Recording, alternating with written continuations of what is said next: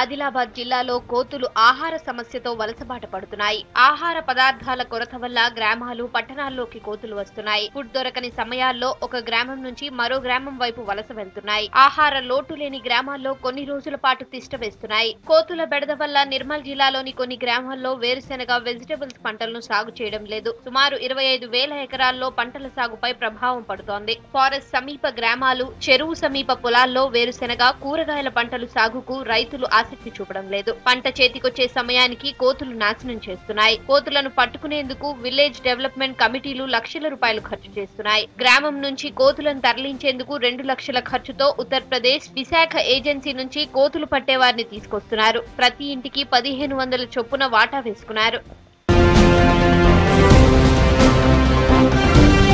ఉమ్మడి ఆదిలాబాద్ జిల్లాలోని నిర్మల్, భైంసా, ఖానాపూర్, ఉట్నూర్, కాగజ్ నగర్ పట్టణ ప్రాంతాల్లో కోతుల సమస్య తీవ్రంగా ఉంది. నిర్మల్ జిల్లా వ్యాప్తంగా గ్రామాల్లో కోతుల బెడద ఉంది. వందల సంఖ్యలో కోతులు జనావాసాల్లో సంచరిస్తున్నాయి. కోతులు గుంపులుగా వచ్చి బీభత్సం చేస్తున్నాయి. గ్రామాల్లో, పట్టణాల్లో చిన్నారులు బయటకు వెళ్లలేని పరిస్థితి ఉంది. ఇంకోవైపు ఇళ్లలోకి వచ్చి ఆహార వస్తువులు, కూరగాయలను ఎత్తుకెళ్తున్నాయి. ముఖ్యంగా ఫారెస్ట్ సమీప గ్రామాలు, పట్టణాల్లో కోతులు హడలెత్తిస్తున్నాయి. ఇళ్లపై ఉన్న కూన పెంకులను తొలగిస్తున్నాయి. కోతులను అడ్డుకున్న వారిపై దాడులు చేస్తున్నాయి. ఒక్కొక్కసారి ఇళ్లలో ఒంటరిగా ఉన్న మహిళల మీద దాడి చేస్తున్నాయి. కోతుల దాడుల్లో చిన్నారులు, మహిళలు తీవ్రంగా గాయపడుతున్నారు. కోతులు కరవగా రెబిస్ సోకడంతో చనిపోయిన ఘటనలు ఉన్నాయి. కోతులతో బాగా పరిశాన్ ఉన్నది. ఇట్లా మస్తు పానంకు డేంజర్ ఉన్నది. ఓలకైనా కానీ ఉరుకుతామా? ఇట్లా మస్తు పరిశాన్ ఉన్నది. జాగ్రత్త తీసుకోవాలి అందరు కలిసి.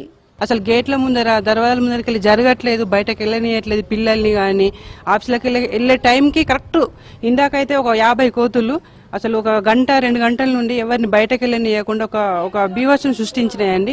మాకు ఇంత కష్టమైతే చాలా ప్రాబ్లం అవుతుంది. ఈ ప్రభుత్వం వచ్చి కొంచెం ఈ ఫారెస్ట్ వాళ్ళు కానీ ఎవరైనా వచ్చి మాకు పొద్దున ఆ కోతులను పట్టుకపోయి గల్లీకి రాకుండా చూస్తే బాగుంటుంది.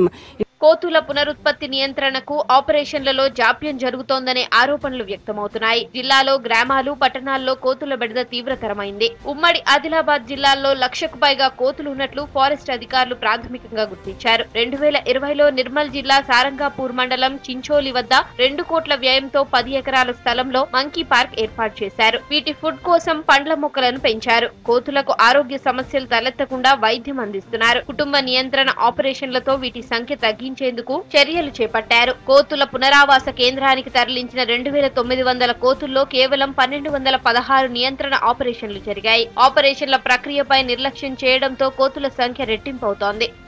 ఒక్కొక్కరు 500 రూపాయలు ఇచ్చి కూడా కోతుల్ని పట్టే వాళ్ళు ఉన్నారని చెప్పేసి వాళ్ళని కన్సల్ట్ చేసి వాళ్ళని పట్టిస్తున్నారు. అది మంచి ప్రోగ్రామే. బట్ ఏంటంటే వీటిని తీసుకెళ్ళి ఎక్కడో ఫారెస్ట్లో వదిలిపెడుతుండ్రు, లేకపోతే నైట్ పూట పక్కకున్న విలేజెస్లోనో ఎక్కడ వదిలిపెడుతుండ్రు. సో వాళ్ళకు ప్రాబ్లమ్. వాళ్ళు అక్కడ నుంచి పట్టించి మీ విలేజ్కి వదిలిపెడతారు. అట్లా కాకుండా మా సెంటర్కి తీసుకొస్తే కనుక మనము ఈ ప్రోగ్రామ్ని అంటే ప్రజల భాగస్వామ్యంతో దీన్ని సక్సెస్ చేయొచ్చని మా అభిప్రాయం.